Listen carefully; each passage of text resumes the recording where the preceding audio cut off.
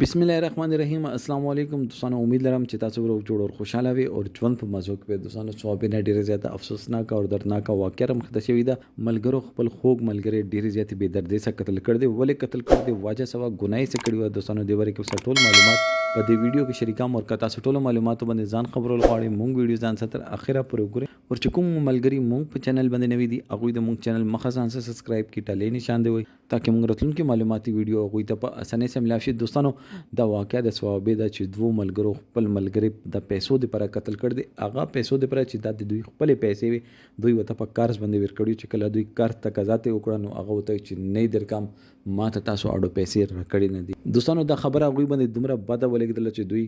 هغه سړی په موقع باندې قتل کړو پولیسو دا کسان گرفتار کړي دي دوی چې دغه مونږ نور خلکو سره هم پیسې وي نن سبا خو چې ایو بل نه خلک خبرې از دغه چې دغه مونږ نه پیسې نیولې و نو نورو کسانو هم ته پیسې نه راکولې خو مونږ چې کوم کار کړ د بشک غلط کار ده که مونږ قانوني لارې اختیار کړی و نو هغه به ډیره خوا اوس مونږ خپل هم خوار یو مونږ بچي به خوار شي مونږ ټول کور به خوار شي صرف د ایو کاس دی واجه چې هغه پیسې راکولو کې مونږ سره چیړ وکړو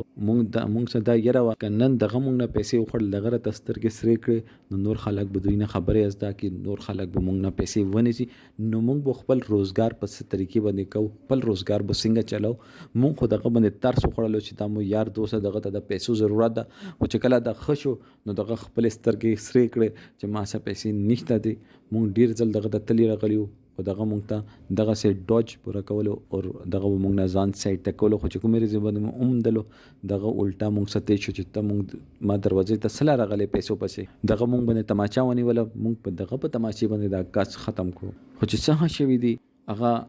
مونږ جان بوج کې نه دی کړی هغه ټیم کې شیطان مونږ باندې حاوی او شیطان خبره اس کلمه باندې انسان کې برداشت ډیر زیات لازمی چیز ده که تاسو برداشت وا او دوی سوچ کړي وي نو سل لارې راوتلې خبره په خبرو باندې ختميږي جرګه مرکب په کې شي وا ورته پیسې به دوی ته ملا شي وا خو اوس دوا درې خاندان چې دي هغه زندگی تباہ او برباد شول دوستانو دې باره کې تاسو سره د کمنټ سیکشن کې خپل رائے اظهار ضرور وکړئ والسلام